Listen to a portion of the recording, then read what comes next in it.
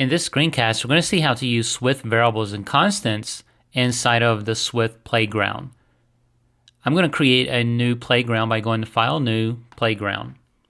I'll just leave it on the default and save it to my desktop. I'll just maximize this. The playground is really a great place to test certain language elements out. It's just kind of like a scratch pad. And you can also do different things with animations. It's very good for that. For some short pieces of game construction, because it will play that and you can rewind your game and do different things by using this red bar down here at the bottom. You can go forward and backward in your game. But here we're just going to keep it very simple and look at variables. Now Swift already gives us one variable to start with, which is a string. So it's done var str is the variable and given us this string. Now if I want to do something like my number 12. So here I've declared a new variable. I'm just going to hit the enter key so that error will go away and Swift is able to accept what I've typed here. So I've got two different types. I've got a string on the first one and then I've got this integer on the second line. Swift has kind of implied what these are based on what I've assigned them as. Now if I do something like this where I've got formal string and I do second string, I've explicitly told Swift what type of variable I'm going to have. This can be useful whenever you want to make it very clear what your variable type is. It also provides some readability inside of your code because no one has to guess what type of variable you're trying to declare here.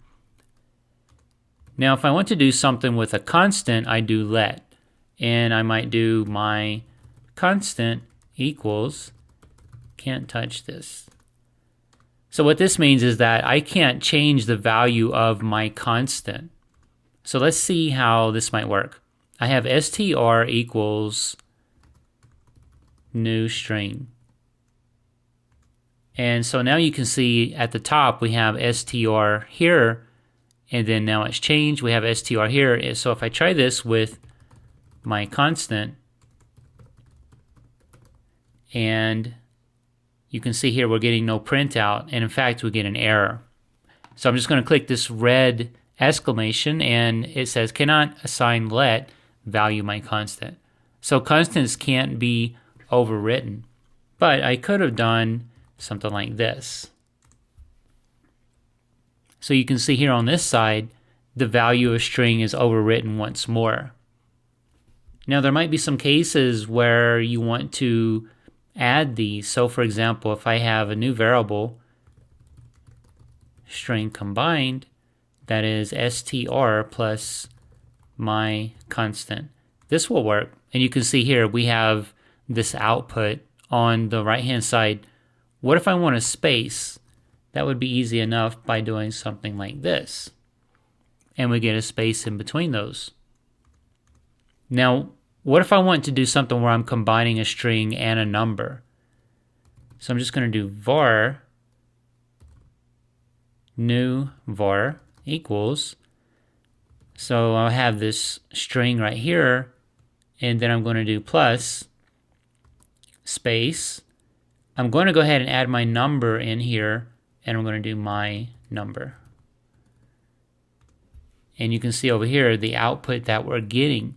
So what I've done is escaped it inside of this string. So I've got a whole string right here, and then I've got my variable inside of these parentheses, and then this escape syntax right here. So that's how I'm getting this number into this string. What if I did not use that kind of syntax, where I want to cast my number as a string?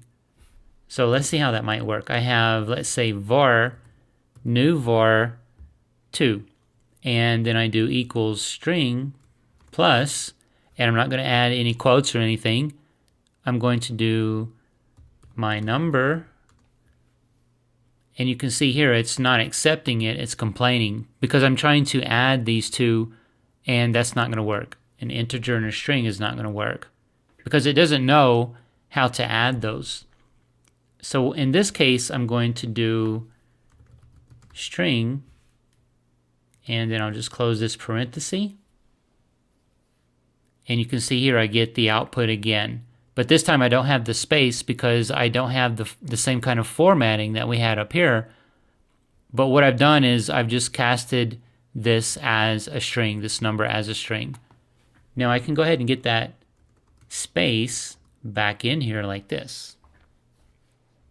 So now we have the same kind of output. So in this case, we're just going and adding another string, and inside of the string we're putting variables. But in this case, we've actually taken our number and casted it into a string. And then if we want, we can make this formal again. And then we can tell. So this is when it might come especially handy to formalize what your types are.